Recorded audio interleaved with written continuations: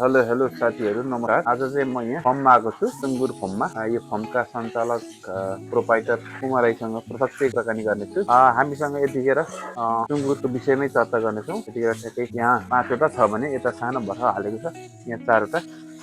आज स्पेसली हामी सुँगुरको विषयमा कुरा गर्दैछौँ र के कस्तो छ त्यो व्यवसायका विषयमा कुरा गर्नेछौँ। र चाहिँ तपाईँहरूलाई म यस फर्मका सञ्चालक प्रोपाइटर कुमार राईसँग कुरा गर्नेछु। म्याडम नमस्कार। नमस्कार।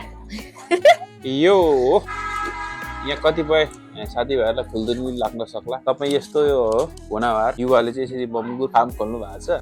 यसको के छ, यो प्रफिट नाफा यसको के छ, कस्तो छ, कस्तो कस्तो निकै समस्या छ कि पाल्नलाई, के कतिको कठिनाइहरू के छ? अहिलेसम्म त्यस्तो त भएको छैन। अहिलेसम्म चाहिँ राम्रै छ। राम्रो छ। वर्षमा तपाईँले कतिवटा उत्पादन गरेर यसको बिक्री वितरण गर्नुहुन्छ यो फार्मबाट?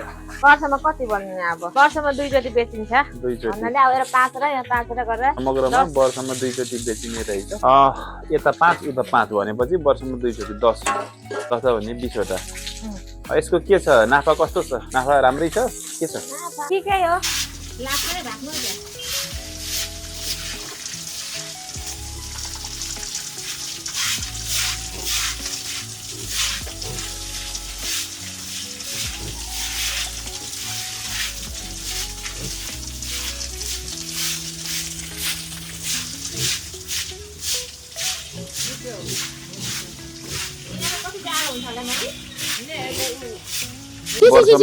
यो खोरबाट 20वटा सम्म बेचिन्छ। एउटा बङ्गुर बराबर लगभग कति प्रफिट हुँदैछ भने यो 5000 मा ल्यायो भने खाजा खर्च कटाएर लगभग एउटा बङ्गुर तयार हुनलाई 7-8 महिना लाग्छ भने खर्च कटाएर एउटा बङ्गुरले दिने आम्दानी भनेको 15000 जस्तो दिने रहेछ। हेर्दा चाहिँ अलिकति यस्तो खालको देखिन्छ खोरी काम, पैसा चाहिँ अब अठारैमा हुन्छ राम्रै हुने रहेछ। हाम्रो चाहिँ थोरै सबै हुन्छ अब यहाँ चिसोले गर्दा क्या ठिकै छ यतिको व्यावसायिक रूपमा। ल यस्तै हो साथीभाइहरू, है त। आजको हाम्रो बङ्गुर फर्म पनि तपाईँहरूलाई देखाइगयो, यस्तै छ।